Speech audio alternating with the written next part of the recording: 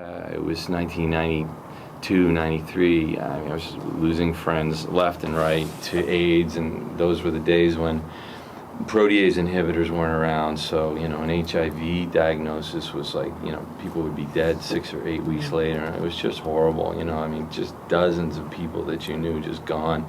And there was nothing big you could do about it. There were the standard kinds of black tie dinners, or you could buy a red ribbon, or you could do a 5K, but it felt like it's inappropriate, it's incongruous with the grief and the passion everybody has. So I thought, what if you could create an event sort of in the epic category, like that cross-country bike ride, but make it more accessible to people. So we created this event called California AIDS Ride that was a 7-day bike ride from San Francisco to LA. And we were looking for 500 people to do it. And what was kind of different about it from an operational standpoint is we set a mandatory pledge minimum. Those things are commonplace now, but that had never been done before, where you said you must raise a minimum of $2,000 in order to go on this. If you only raise $1,800, sorry, you can't go. You wouldn't show up at the American Airlines counter and say, I got $300. I know the ticket's $400, but I can give you $300. So it was, it was a business mindset, and that event was successful. We netted $1 million. We had 478 riders, and we knew immediately that we had tapped into a deep hunger, not on the part of everyone, but on the part of enough people that you could really raise massive sums of money with this kind of concept. We had 182,000 walkers. We had something like 2 million donors. We had all this press reaction, positive and negative, to what we were doing. So it gives you a really unique window to look at the way, all of the ways that the donating public thinks about charity. And from that perspective, I realized more and more it's all backwards. It's all upside down. And so the thesis of the book, briefly, is that we basically have 2 rule books. We have one for charity, and we have one for the rest of the economic world. And we blame capitalism for creating these inequities in society, presumably because capitalism is a very powerful thing, right? Or else it wouldn't be able to create these inequities. But then we deny charity the permission to use the tools of capitalism to rectify those inequities, which is just odd. And so the book looks at 5 areas of discrimination between charity and the rest of the economic world, starting with compensation, where we don't want people, we have a visceral reaction to the notion that people would make much money in charity, and we only look at it from that perspective. But that perspective has an effect, which is we don't allow people to make a lot of money in that sector. So much of the brightest talent coming out of the best universities and business schools and law schools doesn't even consider going into that sector because of the economic sacrifice that they would have to make.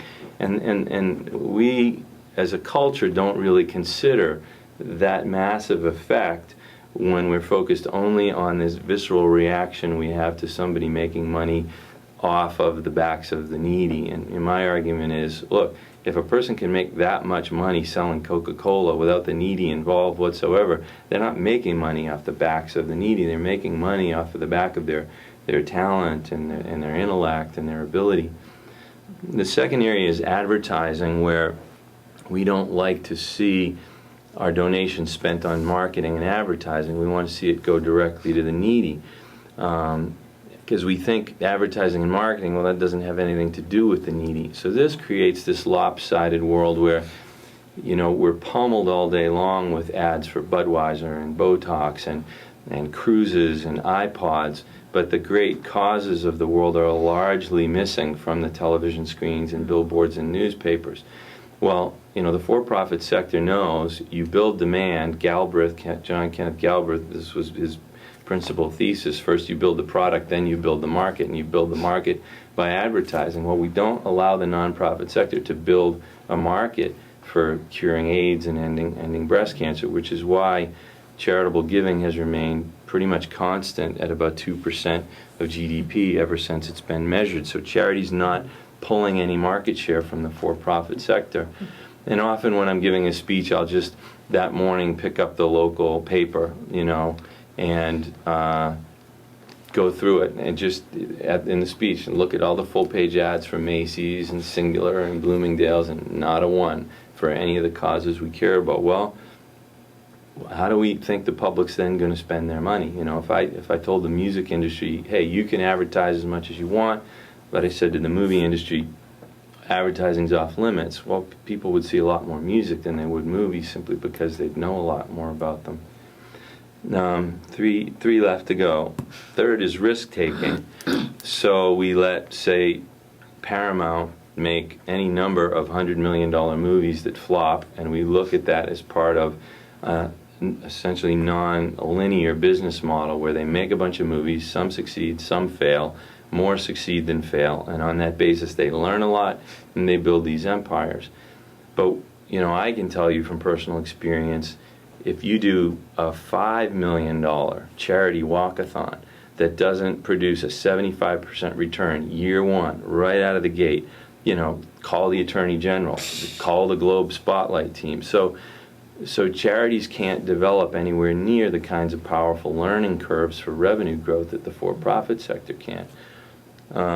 Fourth is we look at everything in charity in 12-month windows. We want to know what percentage of my donation went to the cause, and that's necessarily measured on last year's fiscal year. So a charity like Amazon can take 6 years without paying any return to investors in the interest of building market dominance.